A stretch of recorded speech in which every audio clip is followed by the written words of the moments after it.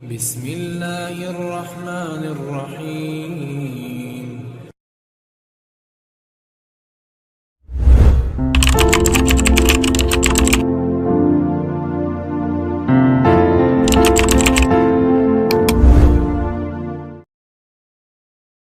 عقلمند آدمی اس وقت تک نہیں بولتا جب تک خاموشی نہیں ہو جاتی۔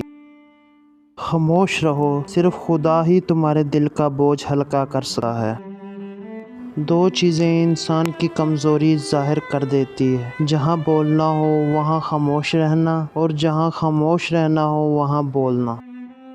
زندگی تب خوبصورت لگتی ہے جب کسی کے چہرے پر مسکراہٹ ہو اور وجہ آپ ہو۔ خاموشی آپ کو اپنے رب سے جوڑتی ہے۔ محنت اتنی خاموشی سے کرو تمہاری کامیابی شور مچا دے۔ دیر سے بنو، کچھ نہ کچھ بنو، کیونکہ لوگ وقت کے ساتھ ساتھ خیریت کی بجائے حیثیت پوچھنے لگتے ہیں۔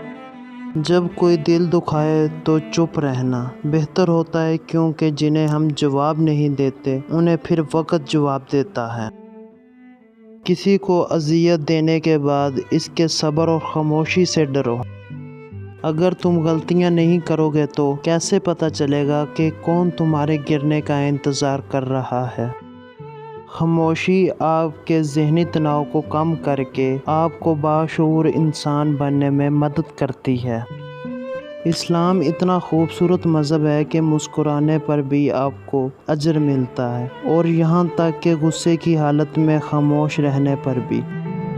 ہنسنے ہنسانے والے اچانک خاموش ہو جائیں تو ان کی خاموشی سے سکون نہیں، خوف آتا ہے۔ جس شخص کے دشمن نہ ہو اور سب دوست ہوں، اس جیسا منافق کوئی نہیں، کیونکہ دشمن اس کے ہوتے ہیں جو حق کی بات کہتا ہے۔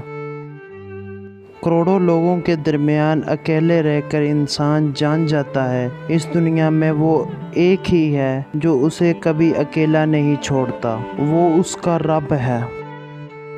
جب درد حد سے بڑھ جائے تو انسان روتا نہیں بلکہ خاموش ہو جاتا ہے۔ خاموش رہنے والا انسان دوسروں سے زیادہ ذہین ہوتا ہے، کیونکہ وہ خود کو خاموش رہ کر دوسروں کی باتیں سنتا ہے، سمجھتا ہے۔ وہ بولنے سے زیادہ سنتا ہے، وہ بتانے سے زیادہ جانتا ہے، اس لیے وہ ذہین ہے۔